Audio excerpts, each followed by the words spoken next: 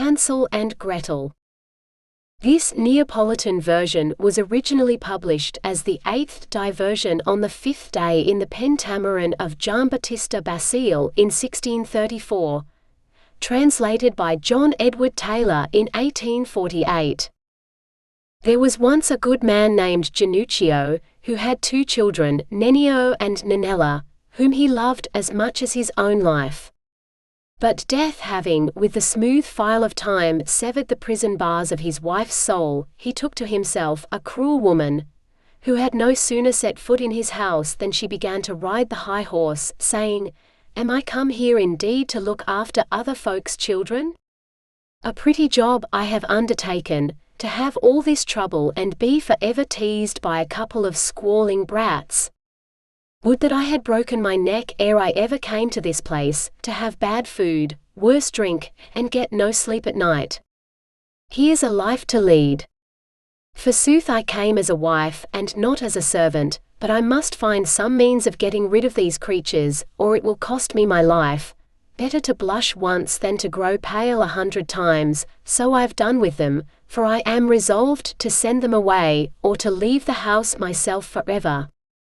The poor husband, who had some affection for this woman, said to her, "Softly, wife.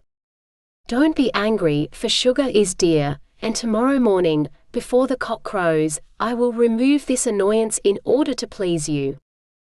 So the next morning, ere the dawn had hung out the red counterpane at the window of the east to air it, Januccio took the children, one by each hand, and with a good basketful of things to eat upon his arm, he led them to a wood, where an army of poplars and beech trees were holding the shades besieged. Then Januccio said, "My little children, stay here in this wood and eat and drink merrily, but if you want anything, follow this line of ashes which I have been strewing as we came along. This will be a clue to lead you out of the labyrinth and bring you straight home." Then giving them both a kiss, he returned weeping to his house. But at the hour when all creatures, summoned by the constables of night, pay to nature the tax of needful repose, the two children began to feel afraid at remaining in that lonesome place, where the waters of a river, which was thrashing the impertinent stones for obstructing its course, would have frightened even a hero. So they went slowly along the path of ashes, and it was already midnight ere they reached their home. When Pascozza, their stepmother, saw the children, she acted not like a woman but a perfect fury, crying aloud, wringing her hands, stamping with her feet, snorting like a frightened horse, and exclaiming, "What fine piece of work is this? Is there no way of ridding the house of these creatures? Is it possible, husband, that you are determined to keep them here to plague my very life out? Go, take them out of my sight.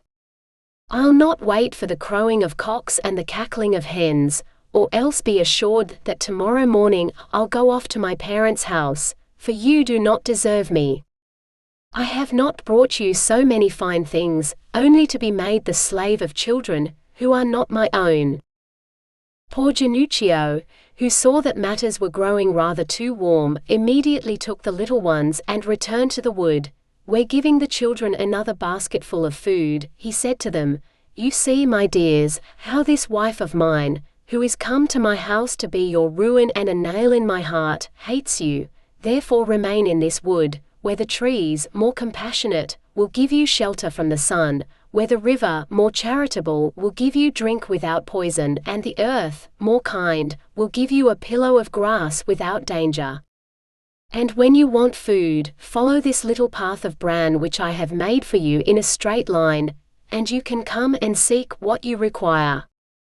So saying, he turned away his face, not to let himself be seen to weep and dishearten the poor little creatures.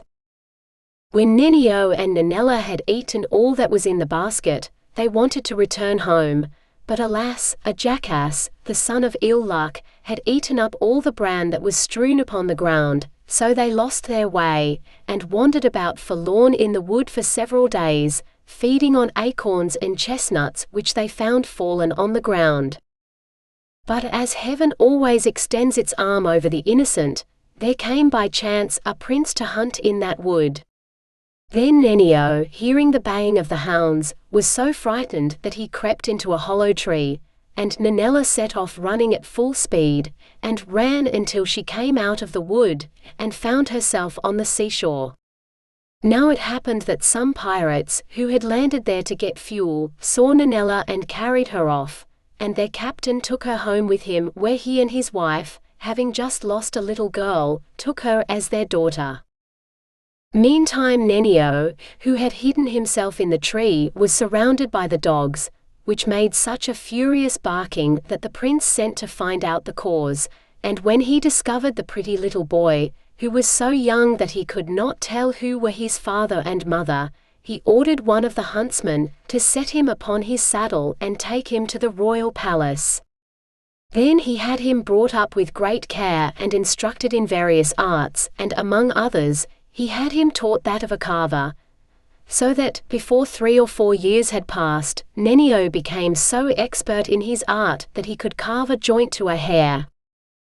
Now about this time it was discovered that the captain of the ship who had taken Nennella to his house was a sea robber, and the people wished to take him prisoner, but getting timely notice from the clerks in the law courts, who were his friends, and whom he kept in his pay, he fled with all his family.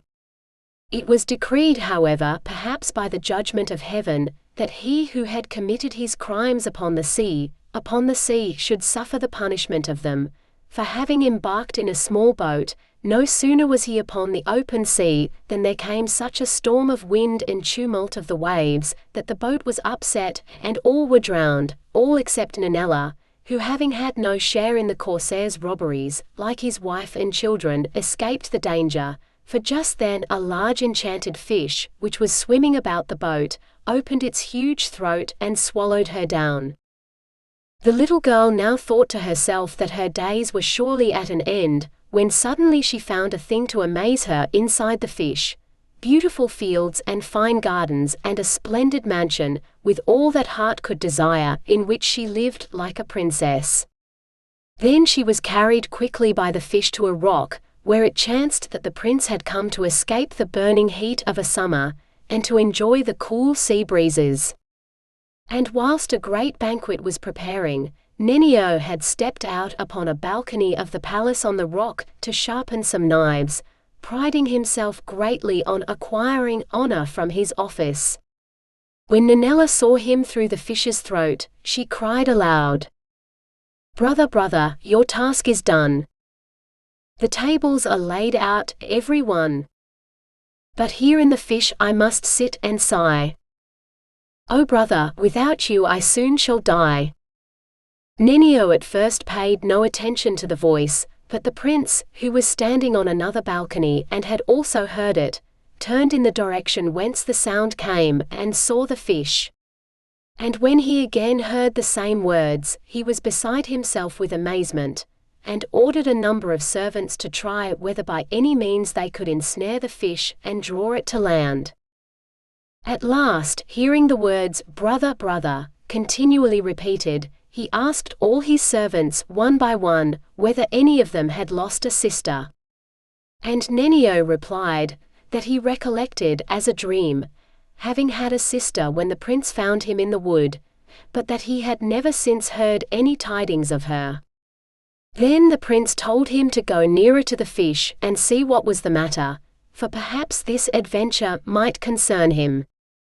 As soon as Nenio approached the fish, it raised up its head upon the rock, and opening its throat 6 palms wide, Nennella stepped out, so beautiful that she looked just like a nymph in some interlude, come forth from that animal at the incantation of a magician. And when the prince asked her how it had all happened, she told him a part of her sad story, and the hatred of their stepmother. But not being able to recollect the name of their father nor of their home, the prince caused a proclamation to be issued, commanding that whoever had lost 2 children, named Nenio and Nennella, in a wood, should come to the royal palace, and he would there receive joyful news of them. Genuccio, who had all this time passed a sad and disconsolate life, believing that his children had been devoured by wolves, now hastened with the greatest joy to seek the prince, and told him that he had lost the children. And when he had related the story, how he had been compelled to take them to the wood, the prince gave him a good scolding, calling him a blockhead for allowing a woman to put her heel upon his neck, till he was brought to send away 2 such jewels as his children. But after he had broken Januccio's head with these words, he applied to it the plaster of consolation, showing him the children, whom the father embraced and kissed for half an hour without being satisfied. Then the prince made him pull off his jacket, and had him dressed like a lord, and sending for Januccio's wife, he showed her those 2 golden pippins, asked her what that person would deserve who should do them any harm and even endanger their lives. And she replied, "For my part, I would put her into a closed cask, and send her rolling down a mountain." "So it shall be done," said the prince. "The goat has butted it herself. Quick now, you have passed the sentence, and you must suffer it, for having borne these beautiful stepchildren such malice." So he gave orders that the sentence should be instantly executed. Then choosing a very rich lord among his vassals, he gave him Ninella to wife, and the daughter of another great lord to Nenio, allowing them enough to live upon with their father, so that they wanted for nothing in the world. But the stepmother, shut into the cask and shut out from life, kept on crying through the bunghole as long as she had breath. To him who mischief seeks, shall mischief fall. There comes an hour that recompenses all.